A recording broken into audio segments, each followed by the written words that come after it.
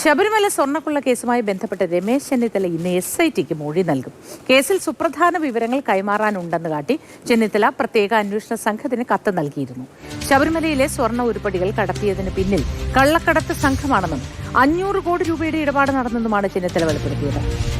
അമൽ തേനുംപറമ്പിൽ തന്നെ വിശദാംശങ്ങൾ നൽകും. അമൽ, ഗുഡ് മോർണിംഗ്. രമേശ് ചെന്നിത്തല ഇന്ന് SITക്ക് മൊഴി കൊടുക്കുകയാണ്. ഈ 500 കോടിയുടെ തട്ടിപ്പാണ് ഇതിന് പിന്നിൽ നടന്നത് എന്നാണല്ലോ വെളിപ്പെടുത്തിയിട്ടുള്ളത്. വിശദാംശങ്ങൾ എന്താണ്?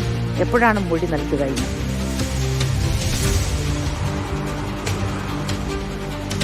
രമേശ് ചെന്നിത്തല അത്യന്തം ഗൗരവമുള്ള ഒരു ആരോപണമാണ് ഉന്നയിക്കുന്നത്. ഈ തിരുവനന്തപുരത്ത് നടന്ന മീറ്റ് ദ പ്രസ് പരിപാടിയിലാണ് ആദ്യമായി അത്തരത്തിലൊരു വിഷയം സംസാരിച്ചത്. പിന്നീട് പരാതി നൽകുമെന്നുള്ള കാര്യം രമേശ് ചെന്നിത്തല വ്യക്തമാക്കിയിരുന്നു. SITക്ക് മുന്നിൽ പരാതിയായി തന്നെ ആ വിഷയം നൽകുകയും ചെയ്തു. ആ കാര്യത്തിലാണ് ഇന്ന് രമേശ് ചെന്നിത്തല മൊഴി നൽകാനായി SITക്ക് മുന്നിലേക്ക് എത്തുന്നത്. ഈ ശബരിമല സ്വർണ്ണക്കൊള്ള എന്ന് പറയുമ്പോൾ അവിടെ നിന്നും കാണാതായ എത്രയെങ്കിലും പവന്റെയോ കിലോയുടെയോ കണക്കിൻ്റെ കാര്യം മാത്രമല്ല, അത് ആ സ്വർണത്തിൻ്റെ മൂല്യം എന്ന് പറയുന്നത് കടയിൽ പോയി വാങ്ങുന്ന സ്വർണത്തിൻ്റെ മൂല്യം പോലെ അയ്യപ്പന്റെ മുന്നിലിരുന്ന ആ സ്വർണമാണ്. ആ സ്വർണത്തിന് അതിൻ്റെതായ വാല്യൂ ഉണ്ട് എന്നുള്ളതാണ് രമേശ് ചെന്നിത്തല പറഞ്ഞു വെക്കുന്നത്. ഇത് വലിയ കച്ചവടമാണ് നടന്നിരിക്കുന്നത്. അന്താരാഷ്ട്ര ബന്ധങ്ങൾ ഈ വിഷയത്തിലുണ്ട്.